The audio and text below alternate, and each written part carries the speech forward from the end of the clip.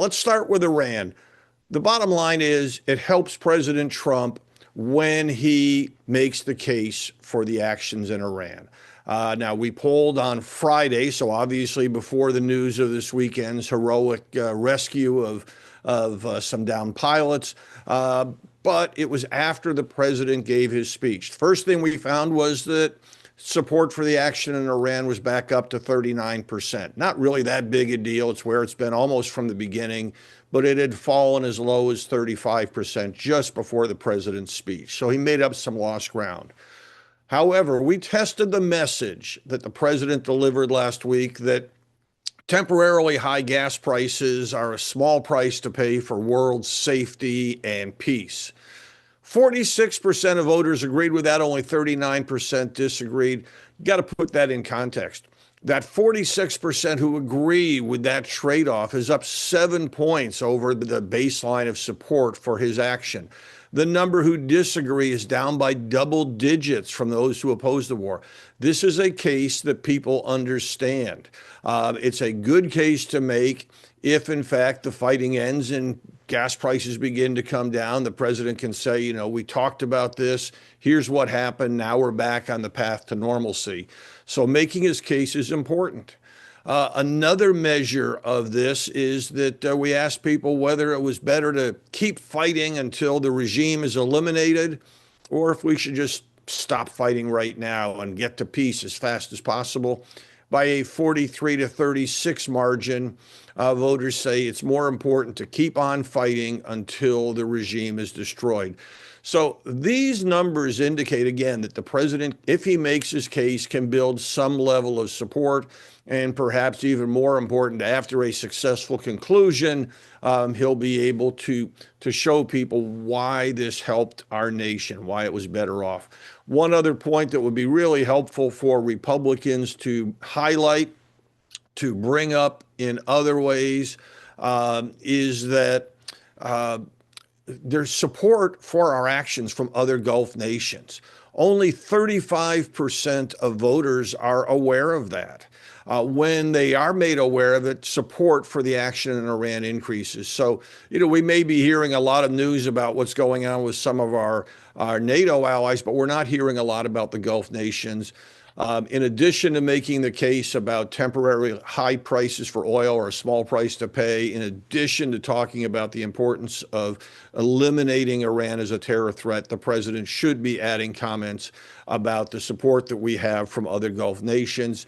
Driving that point will increase support. Now, on the topic of birthright citizenship, like a lot of these topics, it's not something people talk about. It's not part of the day in, day out conversation of life. These issues pop into the political realm and people instantly choose sides. So we asked the question, suppose a pregnant woman illegally enters the United States and gives birth to a child here. Should that person be automatically a citizen? 47% say yes, 44% say no.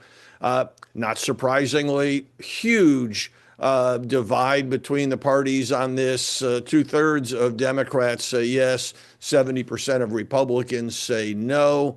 Looked at from a different perspective, postgraduates, people with a postgraduate degree, strongly favor that child becoming a U.S. citizen. The rest of the nation is evenly divided.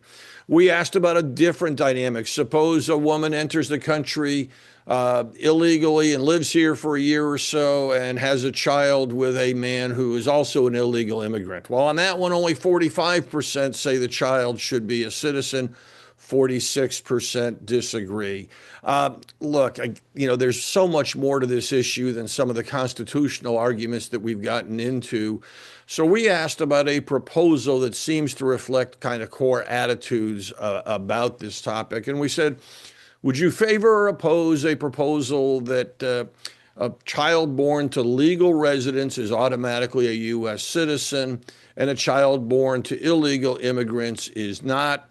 On that proposal, 56% are in favor, 35% are not. I think part of the reason for that is it eliminates some of the confusion. People instantly say you're making a distinction between legal residents, legal immigrants, and illegal residents. And when you do that, when you make that distinction, support increases.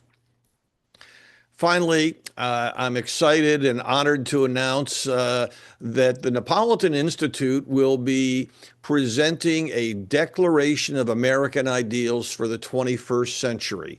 We're going to be presenting this to the American Philosophical Society on April 23rd as part of their spring meeting. This institute, this society was founded by Ben Franklin. It was the first learned society in America. And this gathering they're bringing together is talking about our Declaration and its meanings and how we've lived it out. Our declaration was created through the We the People process that I've mentioned before. This was a partnership with Jigsaw, a Google Tech incubator. We had a national conversation with 5 people from every congressional district. We had them discuss the meanings of freedom and equality and what it means to be an American. And at the end of the process, we combined their views and attitudes and presented to them a list of potential ideals and thoughts to be included in this declaration. And what resulted were a set of ideals that the words are a little different than Thomas Jefferson and his colleagues would have used, but the same core thoughts that resonated in 1776 can be found in this.